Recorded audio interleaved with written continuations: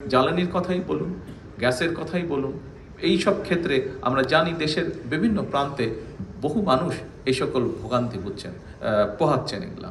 তো এখন এই বিষয়গুলোকে অবশ্যই আমাদের অ্যাড্রেস করতে হবে, কিন্তু এই কথাটাও তো সত্য, এই কথাটাও সত্য যে কিভাবে আমরা যদি শুধু জ্বালানি খাতের কথাই চিন্তা করি, কিভাবে ফ্যাসিবাদী স্বৈরাচার এই জ্বালানি খাতটাকে তাদের পকেট ভারী করার একটি খাত হিসাবে তারা এটাকে বিবেচনা করেছিল।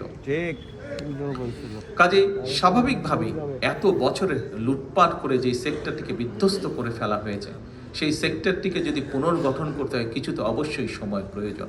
আজকে অনেকেই বলেন, দেখলাম বিভিন্ন জন বিভিন্ন বক্তব্য দিয়েছেন, আমরা এক্সকিউজ দেওয়ার মাধ্যমে আমরা আমাদের দায়িত্ব এড়াতে চাচ্ছি না। হ্যাঁ, সমস্যা আছে, আমরা জানি, আমরা সেই সমস্যাটাকে অ্যাড্রেস করতে চাই।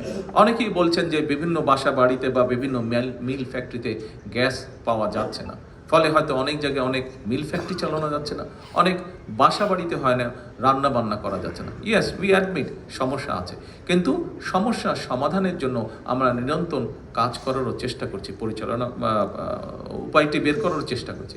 আপনারা নিশ্চয়ই দেখেছেন, গতকালকে পেপারে এসছে, দেখেছেন যে আমরা পার্শ্ববর্তী দেশ মায়ানমার থেকে গ্যাস আনার জন্য আলোচনা এরই মধ্যে শুরু করেছি। শুধু এটিই নয়, আমরা কিছুদিন আগে, আপনাদের খেয়াল আছে যে আমি মালয়েশিয়া এবং চায়নাতে গিয়েছিলাম। মালয়েশিয়াতে আমি ওখানে যে আছে পেট্রোনাস একটি তাদের কোম্পানি আছে, সেই কোম্পানির সাথে আমরা আলোচনা করেছি। সেই কোম্পানি একটি কাজ করে থাকে, ওটার টেকনিক্যাল নামটা আমি মনে করতে পারছি না এই মুহূর্তে।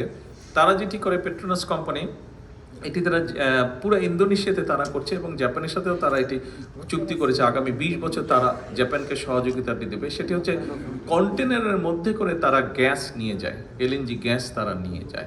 আমরা তাদের সাথে কথা বলেছি এবং একটু সময় লাগার কারণে গত সপ্তাহে আমি নিজে প্রাইম মিনিস্টার আনোয়ার ইব্রাহিমের সাথে ফোনে কথা বলেছি যে উনি আমাদেরকে এই ব্যাপারে সহযোগিতা করতে পারেন কিনা, এবং উনি তখন আমাকে ফোনে বললেন যে আমি আগামীকাল কি তাদের সাথে কথা বলছি এবং আমরা দেখব কত দ্রুত বাংলাদেশকে কিভাবে সহযোগিতা করা যায়। গত পরশুদিন